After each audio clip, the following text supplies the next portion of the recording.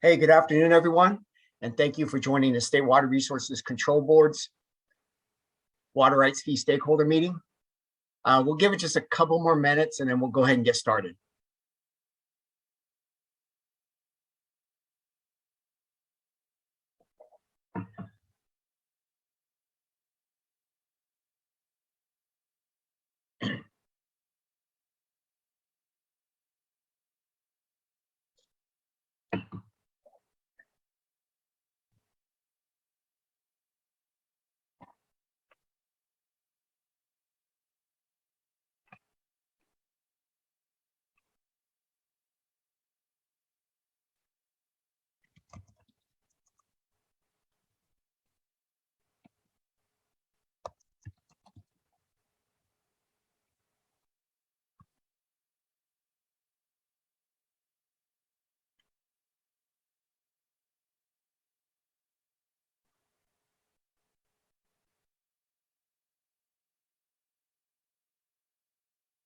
Okay, let's go ahead and get started, everyone.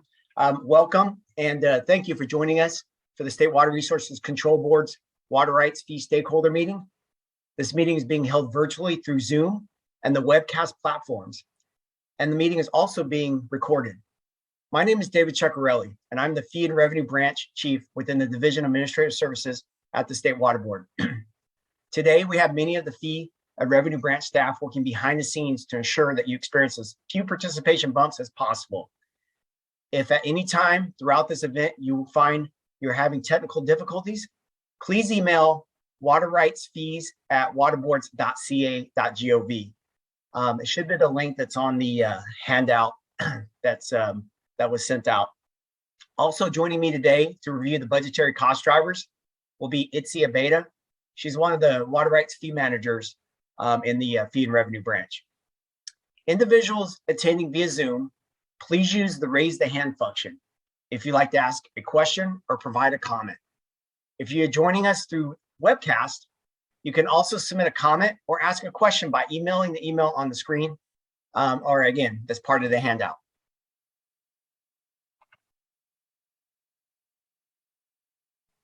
In the past, there have been a few delays in the podcast through the webcast. Therefore, through the meeting, staff and I may pause so the podcast can catch up to the listeners. Again, we thank you for joining us virtually today. We thank you for your patience as we move to this 100% virtual meeting space. Again, we're doing our best to ensure everyone can participate in an effective manner. So let's just go over just a few of the meeting guidelines.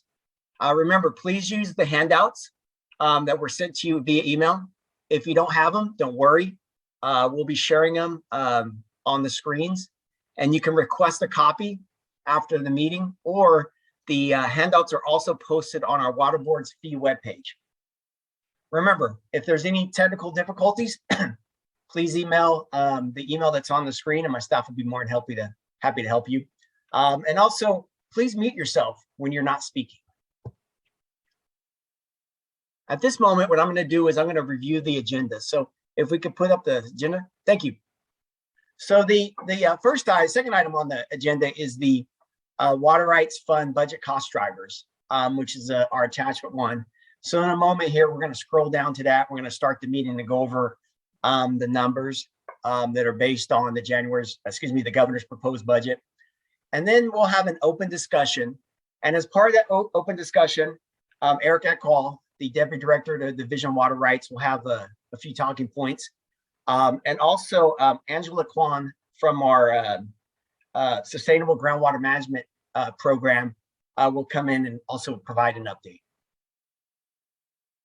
And then finally, we'll talk about next steps, the upcoming stakeholder meetings after this one. So next slide, please.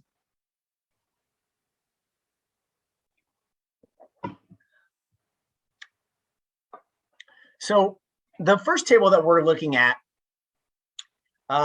lays out our budget allocation for the Water Rights Fund. And as most of you guys are aware, our fees and our expenditure authority for the Water Rights Program are found in the Water Rights Fund.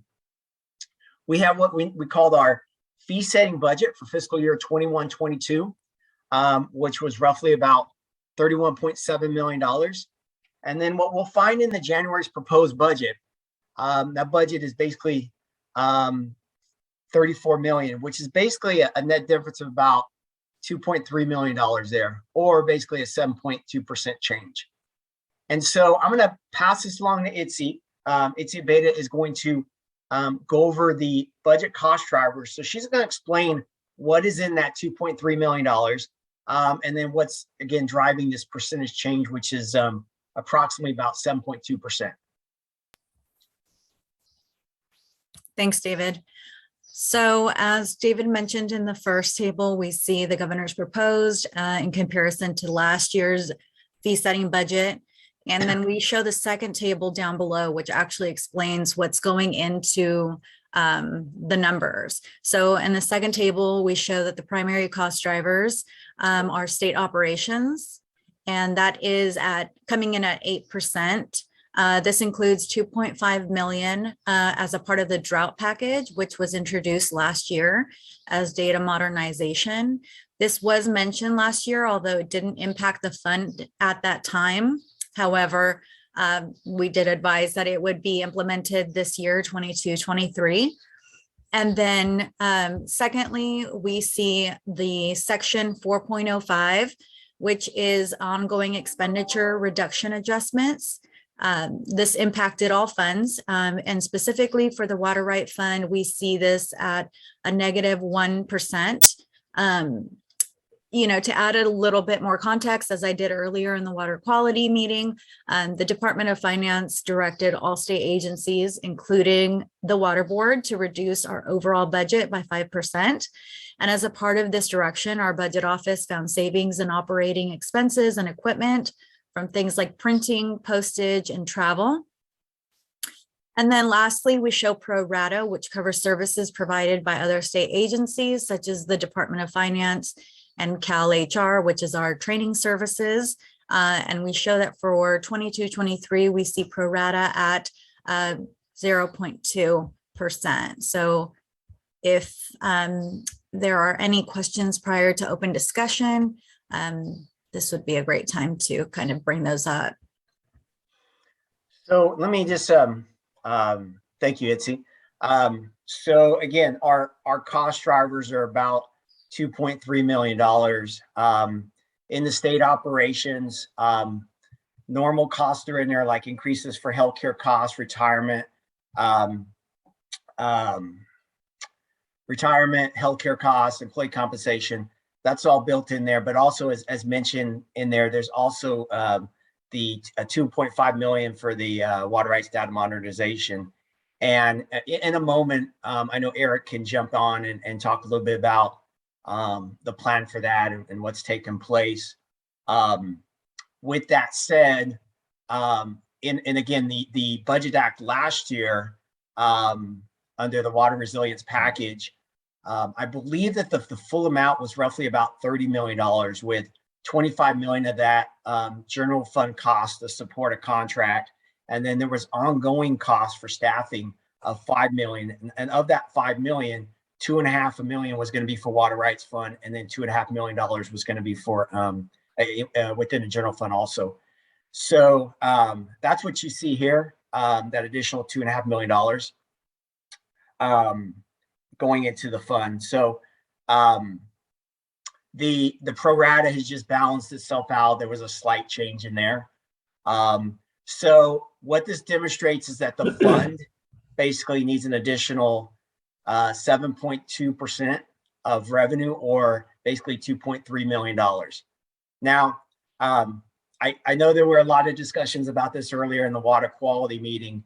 What I'm showing here, of course, I'm showing this in basically a vacuum that's showing if I needed to just cover our cost in the water rights program, and we needed to generate just the sufficient revenue to cover those costs, we're looking at basically a 7.2% needed revenue to cover those costs. Now, looking at fees themselves, that doesn't always translate that we need a 7% increase, because there's different levels of water rights. There's the FERC side, and then there's a side with the petitions, applications, and so forth. And we'd have to look at kind of breaking all those down to see what it would take to generate, again, that additional revenue. What I also want to point out though, and I know there's a point of discussion in this, because I don't have the fund reserve numbers, and I didn't illustrate that here. But if we needed to build a reserve, that would be on top of this. Now, I'm hoping, again, as we kind of mentioned earlier in our earlier meeting today for water quality, that when I come back to you guys in June, that I'll have a fund condition and I can kind of look at what our reserve is. So for, as an example, if I needed, if I was starting at a 0% balance and I needed to build a 5% reserve, I would need an additional 5% revenue on top of this.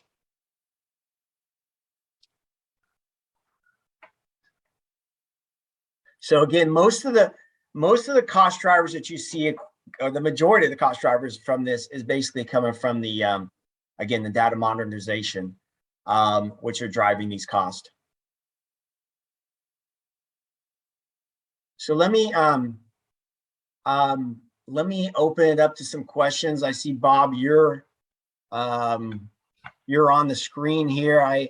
Your hand is up, so let's go ahead and start with Bob Gore there, sir. Thank you. One background request for our next meeting first. Like we've gotten in the past, we'd appreciate receiving the staff charges by program task and expenditures by activity before the June meeting, so we can have a real discussion on the fundamentals, so we know where our money is going. On modernization, and since it's been raised, but perhaps Eric will address this later, data modernization is a cost to fee payers. We have to provide the data. That costs time, which costs money. The data is used statewide for a general benefit of enormous benefit, especially now. I'm struggling to see how the costs of this are 50% borne by the ratepayers when it already costs us money to provide the data, and it's by far and away to the benefit of the state in general. Perhaps Eric can explain the justification for that. Thank you. Thank you. Do we have other questions on Zoom right now? John, I think, is up next. Yeah, it's a follow-up question to Bob's comment. If Eric's going to respond, if he could, or another State Water Board staff representative, talk about what discretion the board has, or the board staff, in terms of a proposal on how to allocate those costs, whether the legislature has provided direction on allocation of costs.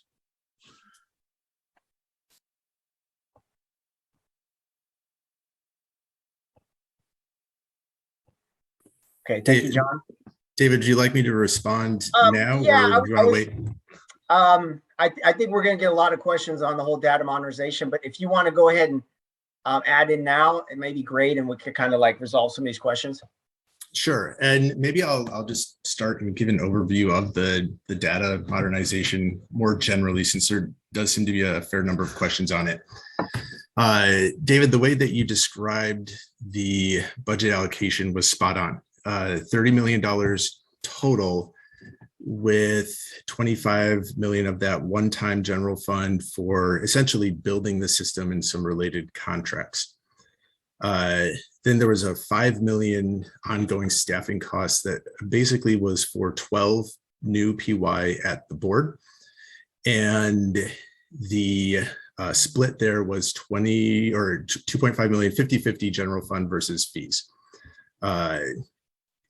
The split there is actually better than what our previous kind of split has been. Typically, when we get this kind of fee split, it's 70-30 fee versus general fund. So getting an additional 20%, although it may seem small in the grand scheme of things, is a significant step and is a significant cost savings to the fee payers.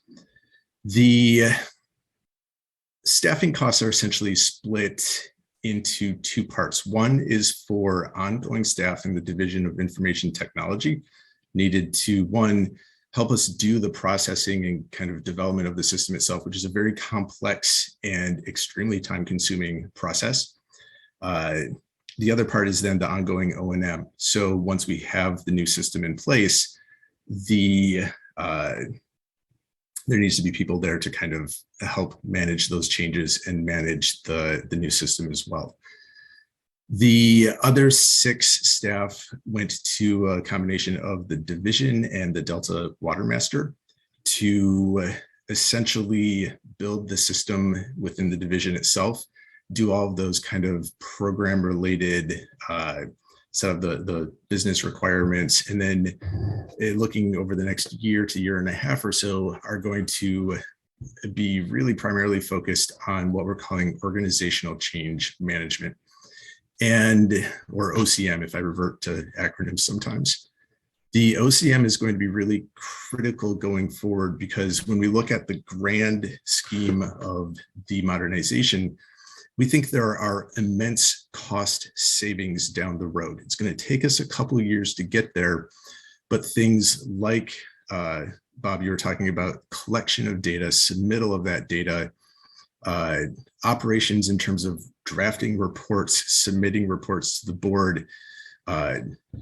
We think with modernized tools and modernized kind of ways of sharing information and QA/QCing data before it comes in, we eventually will get to a point where we don't need, say, quite as many back and forths with reporters or with other diverters, where reports can be submitted online or just the data submitted or uploaded directly.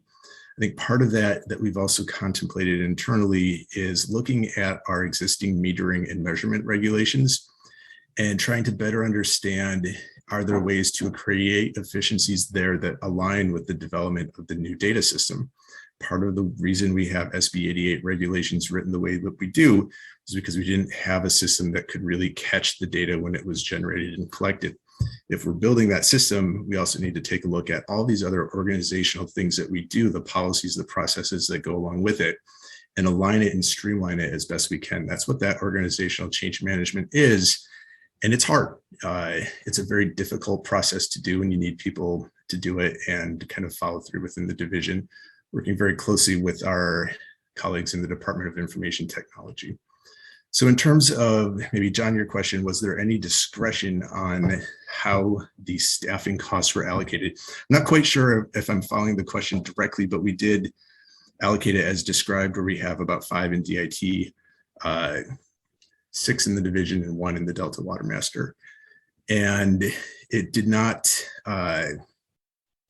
we went through the formal budget process of describing what classifications those were. But in terms of which are split with the general fund versus which are split with the water right fund, it did not get to that level of detail. We will need to, I think, have this process play out a little bit. We're just now hiring those staff. And depending on which staff are hired, what classifications they're in, the pay rate that comes in, there will be some variability around whether it's 2.5 million, 2.1 million, and how we best allocate that. And where possible, we plan on fully expending the general fund sources first before we move into the water right fee funds, if that addresses your question. Bob, to address your question about what's the benefit? Well, one is that eventual cost savings. Now, I want to be fully upfront. It's going to take us a while to get there, right? A new data system doesn't get developed overnight. And there's an immense amount of work to get us to that point where we can streamline some of the efficiencies and processes going forward. I think also it's a benefit for protecting existing rights and stabilizing the system. I don't know how many people are aware, but there was a recent report from the Planning and Conservation League, a 43-page report by kind of a who's who of California water law attorneys, basically calling for a whole-scale reform of California's water rights system. If you look in and if you dig into what those reforms are really talking about, It's talking about a lack of clarity and certainty around data. And if we can resolve some of those uncertainties around data, part of that is having a new data system that's actually modernized and capable of doing things that a lot of data systems might take for granted. That's part of stabilizing the existing system and protecting the existing system from additional, maybe much more far-reaching changes that might come out of the legislature at some point in the future. We just don't know. But being able to stabilize what's there is a really key, critical, important part. Maybe I'll stop there with the overview and the initial response and see if there are additional follow-up questions.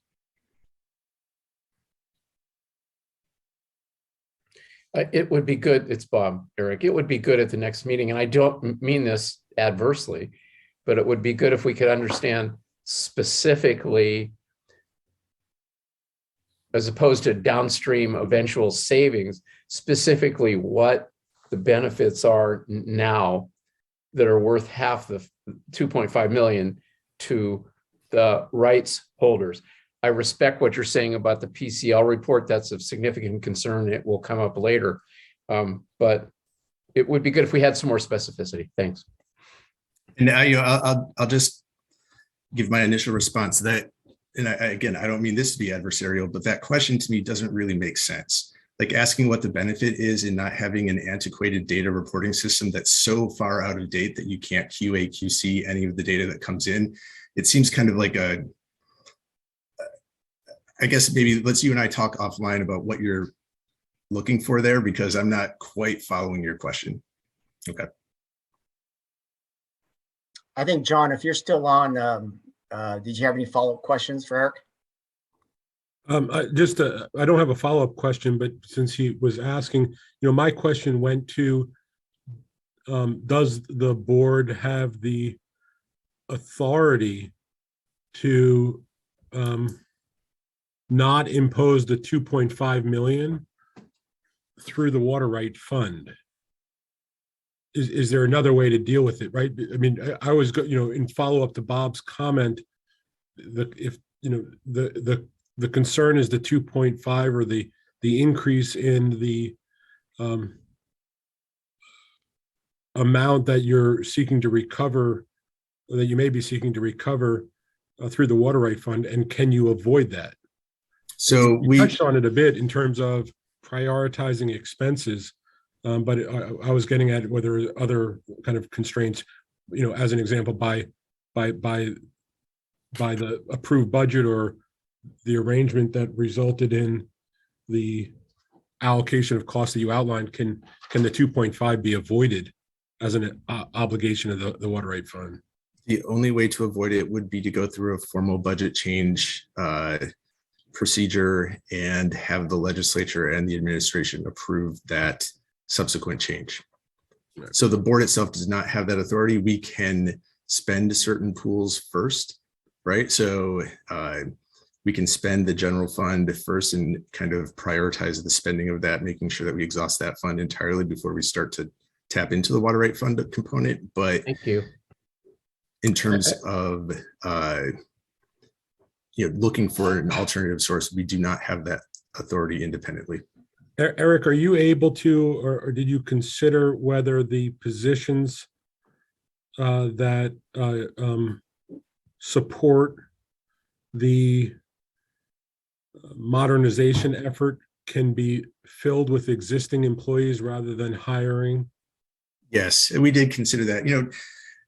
That's a great question. And I will just note that I think the division is so drastically under-resourced writ large, particularly right now, that we absolutely are not able to redirect existing resources. We are absolutely tapped out and desperate for new staff. Now, note that we're not getting a ton of new staff, and we're only getting the 6 that we are getting through this data system rebuild. But to actually address the workload that we have, we need a lot more.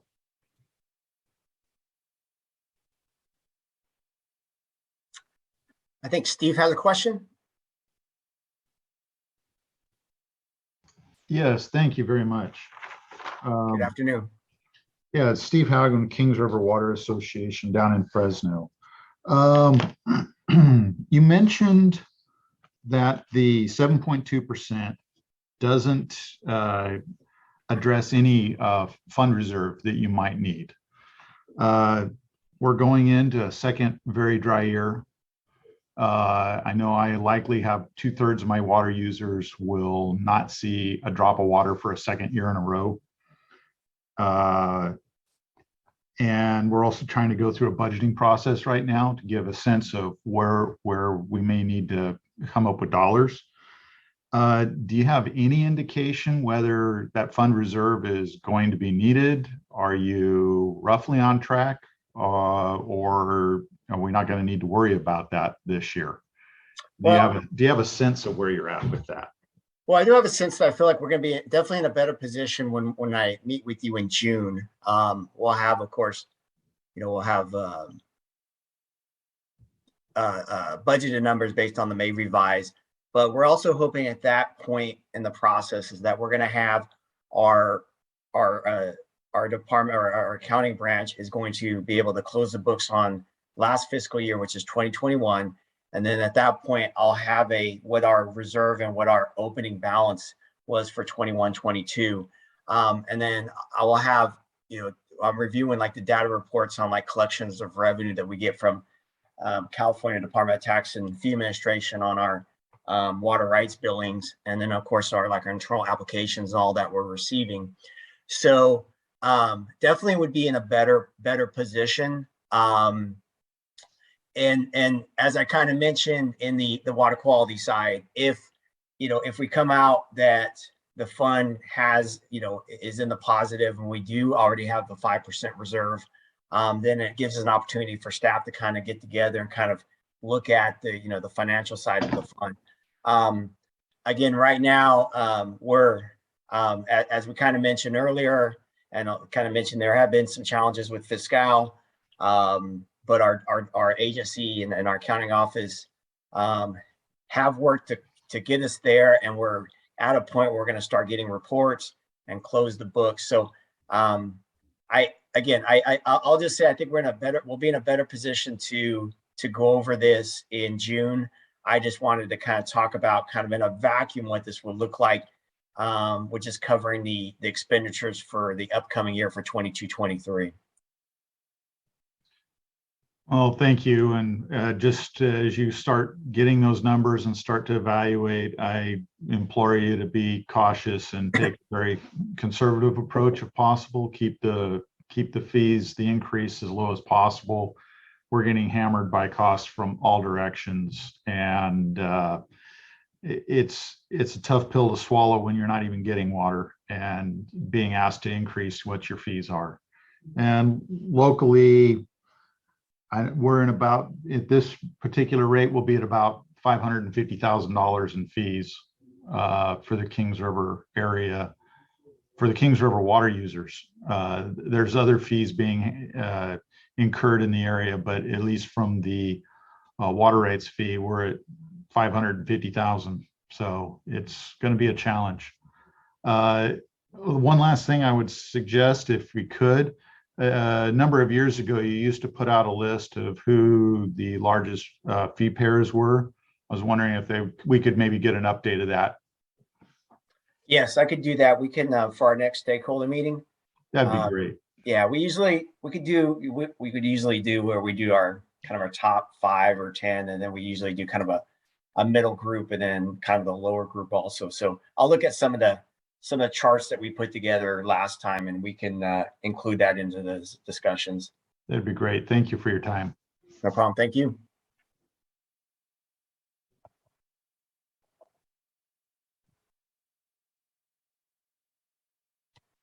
Gary, do we have any email questions? No email questions at this time. And then are there any, I don't see any other hands raised on Zoom. I do see Bob entering again. So does Bob have a question? I have a couple more questions about cost drivers. One is there is a BCP for general fund for the coming fiscal year for 5 PYs and 5 million for the BDP, the Bay Delta program. The question is, in 2015-16, there was a similar BCP, and there was 4 million from the Water Rights Fund proposed, again for BDP, the Bay Delta Water Quality Control Plan. My question is this: if that $4 million from Water Rights Fund went to the BDCP, and now we're proposing 5 million from general fund, perhaps we could shift that prior funding over to general fund, or am I missing something? Just a creative thought. Yeah, so that's not actually what that BCP is proposing. The BCP is not proposing a new set of funding from the general fund. It's proposing to essentially repurpose existing contract funds from the general fund and shift those to staff. So it's no net increase to the state budget. Congratulations, Eric. Well, we'll see, right? Thank you. And one other thing on cost drivers, it'd be good at some point to get an update on the Administrative Hearings Office to see if that's doing what it was supposed to be doing and how it's going, and just to let us know. Thank you. I can provide a little bit of update there. The Administrative Hearings Office is now fully staffed, and it has kind of a chief hearing officer in Alan Lilly and 2 deputy hearing officers, Megan Kinsey and Nicole Kenzie, very similar sounding but slightly different last names. And they are actively engaged in a number of very complex water right hearing proceedings. And we can certainly ask Mr. Lilly or one of the hearing officers to attend the June meeting. David, not that I want to speak for you, but from the perspective of the division and what the goals of the hearings office were, which was to start taking on these big complex projects in a way that the division and the board members couldn't, I think it has absolutely been successful. And they have a number of hearing decisions and orders that are out on their website, and we can put that in the chat link if that's helpful. Yeah, I agree with that, Eric. I could reach out and we can have that on the agenda item for next time for him to come in and give an update.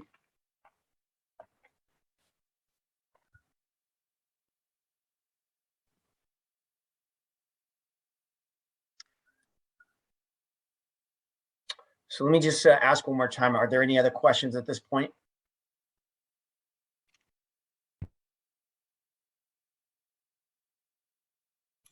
No email questions at this time. Okay. So Eric, since we're still on open discussion, do you have any other topics you want to add? Yes, give me 1 second and I'll see if I can, the chat's disabled, so I can't put the link in the chat, but if you just Google State Water Board Administrative Hearings Office, you can get right to the AHO page. Let me look at my notes quickly. The other topics that we had flagged, and Bob, these came from you, so if I'm mischaracterizing, please jump in. We'll talk about them to the extent that we can here.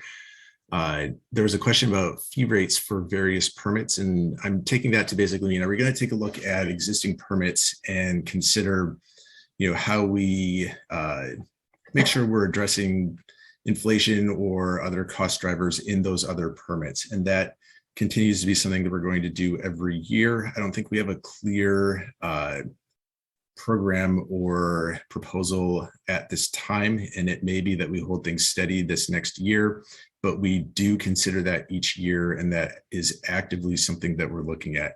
Last year we looked at the I call it a resting fee for ongoing unprocessed applications, the ones that have applied to us very early and then nothing's been done on them for decades in some point, yet they're still kind of putting a bunch of potential water into cold storage.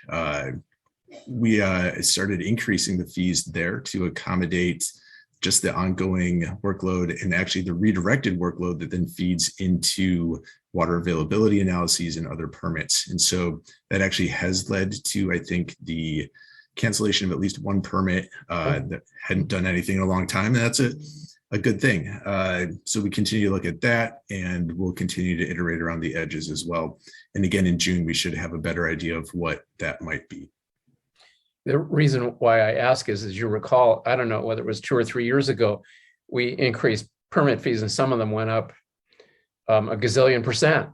And it was because they hadn't been reviewed in a couple of decades. So thank you for that. Yep. And then the last bullet was kind of a more general topic: water rights management realignment, particularly during drought. And I think this is getting to a, again, please correct me if I'm going down a wrong path, but what do we do during drought, and what gets prioritized and what doesn't? Yeah. And I'll just be very upfront that during drought, particularly what we saw during this last year, drought was a priority. And we did have a lot of staff focused on drought elements. Yet at the same time, we were also very careful to make sure that we did not redirect certain key parts of staff, particularly those that are, where possible, entirely fee funded, to, again, the extent possible. There's always some drought, we'll call it blowback, right? Just because you are working on, say, petitions doesn't mean that you're not going to start doing drought related petitions, because we see an uptick in those kind of petitions at that time. We just got 30 transfer requests. I think those are either going to be noticed today or tomorrow, and that's a record. So staff do have to prioritize those because it's in the water code. There's a very short timeline for processing those and responding to those. But we did not redirect the application staff. Those kept working on applications. They kept working on temporary groundwater permits and other things that are more directly fee payer funded. The heaviest workload, I think, came in the watersheds where we did see emergency regulations developed. Those include the Delta watershed overall, the Scott and the Shasta rivers, and then the Russian River. And staff from throughout the division were helping out on those efforts. Where possible, we tried to make sure that staff that were working on kind of a core division workload that had a drought component to it continued to work on that, but emphasized the drought related components, that we're not falling too far behind on our other core related work activities. But again, it is a challenge during drought, in particular when you get things like temporary urge change petitions, when you get to a level where we're doing curtailments. And again, it speaks to some of the things that the data system may help us resolve, along with maybe some organizational change management and external organizational change management.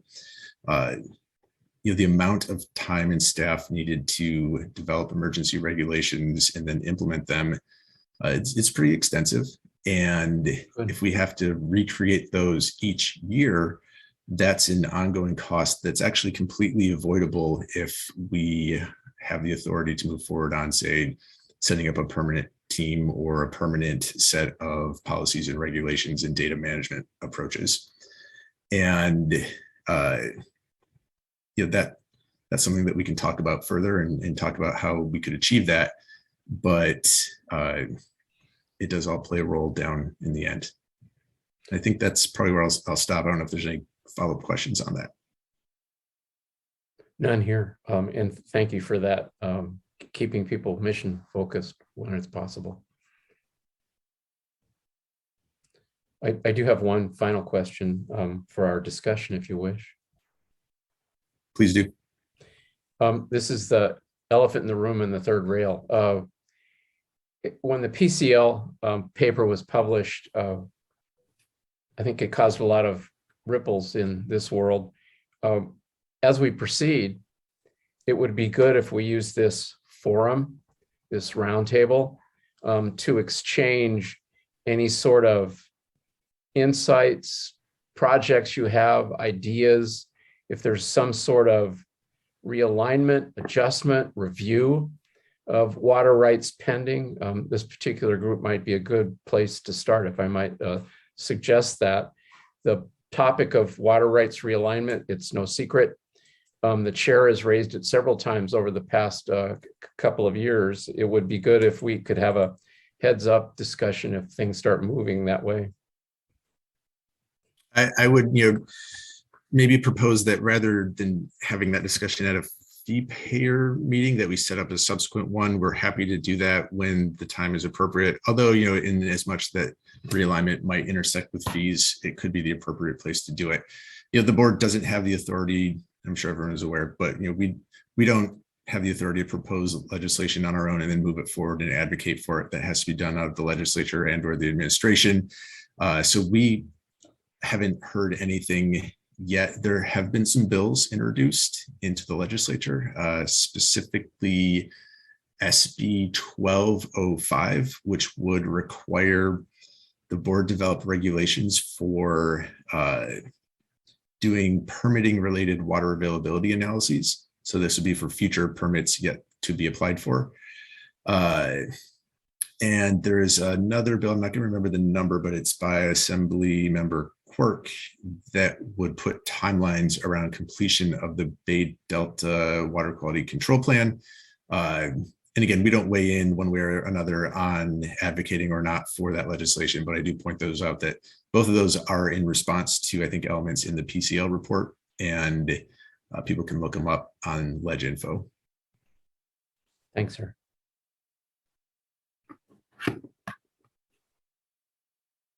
Thank you, Eric. Does anyone else have any questions at this time?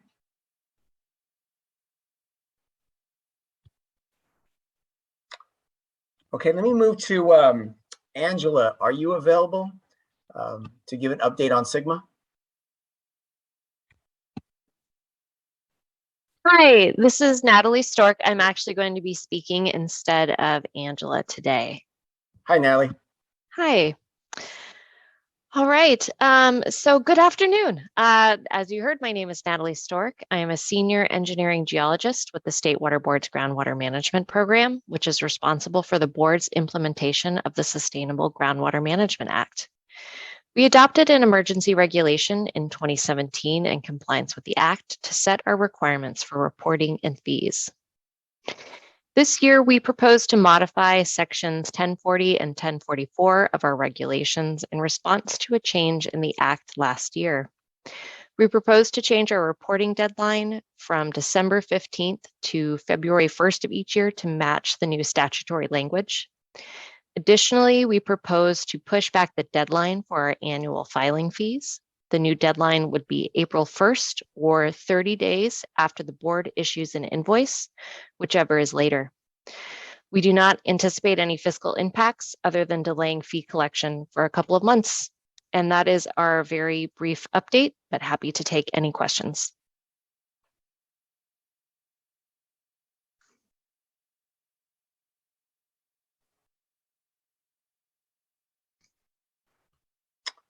Thank you. I think Steve has a question. Yeah, just do those Sigma fees go through the water rights fund, or are those routed through a different fund? So the Sigma fees do go through the water rights fund. However, they are tracked separately. Okay, so they don't roll into the numbers that we're looking at on this budget cost driver page. Well, what I could say, and I think Natalie can speak to this too, we've collected very minimal in the Sigma fees over the last few years, although there may be the anticipation of ramping up, of course, but they do go into this, and they do, when we look at total revenue for our programs, they are part of it. Again, it's been very minimal, but we do carve them out separately, as we do, for example, like for this for the FERC program, that revenue is tracked separately compared to, of course, the petitions and applications and licenses. So I guess where I'm going there is the folks that are funding based on permits and licenses, they're not subsidizing the groundwater program. No. Okay, thank you.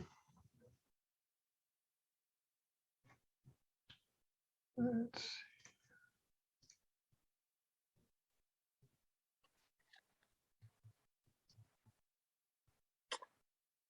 Can we go back to the agenda, please? Thank you, Gary. So I'll ask one more time if there's any questions or comments. And as I say that, I just want to let everyone know if there's at any point, you're looking at these reports and you need additional information or have questions, please don't hesitate to reach out to me. And we'd be happy to meet. So our next steps, our next scheduled water rights fee stakeholder meeting is scheduled for June 9th, same time, 1 o'clock. At that meeting, we'll have the budget data from the May revised budget. And, I'm hoping to have our fund conditions set up with our accounting report. So be able to go over that. And then of course, there was a few requests today on, of course, the breakdown of positions that we've provided in the past. And then also kind of list of some of our top fee payers, 2 reports that we've provided in the past. So definitely, we'll look at, try to provide those. And then also having an update from the Administrative Hearing Office. So with that said, again, I will conclude the meeting. I want to thank everyone for their participation. I want to thank the Division of Water Rights and Eric for providing your updates. Natalie, I appreciate you also participating in the meeting. And thank you to all the stakeholders that help participate in the meeting and the dialogue between us. Thank you, and have a good day, and we will see you on June 9th. Thank you. Back at you, David. Thank you.